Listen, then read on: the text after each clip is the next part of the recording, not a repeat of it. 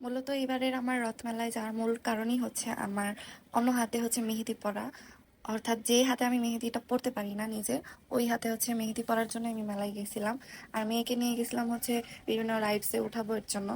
তো যাই হোক, আমরা যেতে যেতে যে চুড়ি কিনছিলাম, চুড়ি আমার অনেক বেশি পছন্দের, এই খাবারটা অনেক মজার ছিল। কিন্তু আপুটার দোকানে যাইতে যাইতে খুঁজে বের করতে করতে আপুটা অলরেডি দোকান বন্ধ করে ফেলছিল। ওনার কোনো আর্জেন্ট কাজ ছিল ওই দিন, যার কারণে উনি আগে ভাগেই দোকান বন্ধ করে ফেলছিল। আমিও আর মেহেদি পড়তে পারি নাই। আর পরের দিন যে আবার গিয়ে যে মেহেদি পরবো ওই সময়টা ছিল না, কারণ অলরেডি আমার হাতে আমি মেহেদি পরে ফেলছি। তো ওনার কাছে মেহেদি যদি পরি, ওনার মেহেদির কালার আস্তে আস্তে আমার অন্য হাতের মেহেদি অলরেডি উঠে যেত।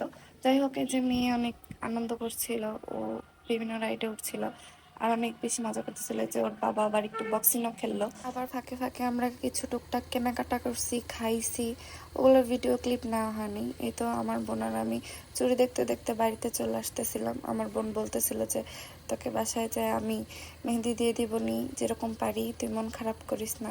তো আলহামদুলিল্লাহ ও ভালোই দিয়ে দিছিল।